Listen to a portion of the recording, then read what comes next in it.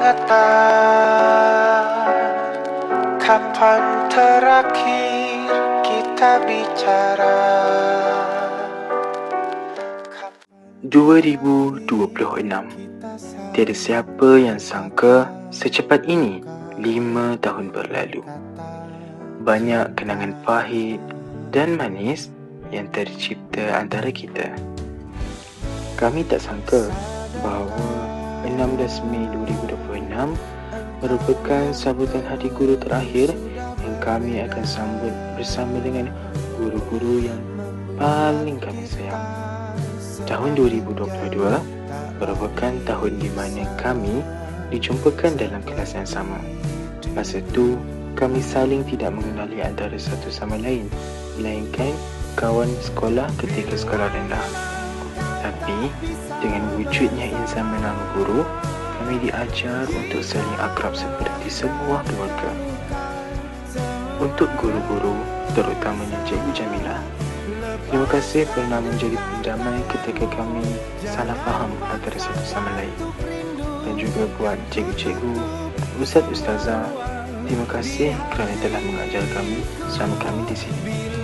Perjuangan kami belum selesai, tapi kami yakin dan percaya dengan dorongan dan sokongan daripada cikgu-cikgu yang sangat berdedikasi ini, kami mampu mencapai kejayaan dan menaikkan semula nama Sekolah Menengah Agama Juang. Banyak perkara yang cikgu-cikgu dah korbankan, masa, tenaga, wang ringgit, semua benda. Tapi sikit pun cikgu-cikgu tak pernah tunjuk lelahnya cikgu di hadapan kami. Kuatnya insan yang bernama guru. Cikgu mengajar berjam-jam sehingga kering tekaknya. Mengajar kami yang tak faham-faham.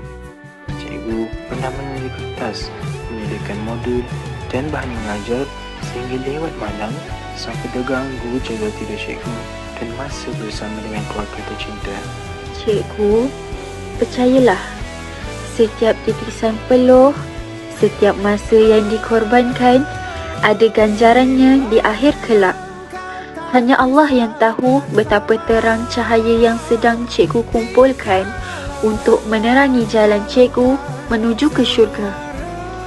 Kami ingat lagi, saat kami semuanya gagal, cikgulah yang memberikan kami semangat untuk terus bangkit. Ketika kami tidak faham, cikgu sanggup ulang berkali-kali sehingga kami faham. Cikgu, insan yang selalu mendoakan agar anak didiknya berjaya. Sejujurnya, video singkat ini tak mampu nak ungkapkan rasa berterima kasihnya kami terhadap cikgu. Hanya Allah yang mampu balas jasa cikgu. Guru, sosok tubuh yang menemani jalan cerita hidup kami. Ada kala dia menjadi tempat meluah, ada kala dia menjadi tempat bergurau senda untuk anak-anak muridnya. Maafkan kami cikgu jika kami tergores hati cikgu. Terima kasih kerana selalu ada untuk kami. Selamat Hari Guru cikgu dari lubuk hati yang paling dalam. Terima kasih untuk segalanya. Doakan kami ya cikgu. Biar di sela nafasmu tenang terus jadi satu. Biar di telapak kakimu halus dan kuat melaju. Biar di peluk ibumu kekal wangi tanpa rindu. Biar di bawah kasurmu mimpimu siap terbangun. Biar di dalam hatimu harum selalu namaku. Biar di sela nafasmu tenang terus jadi satu.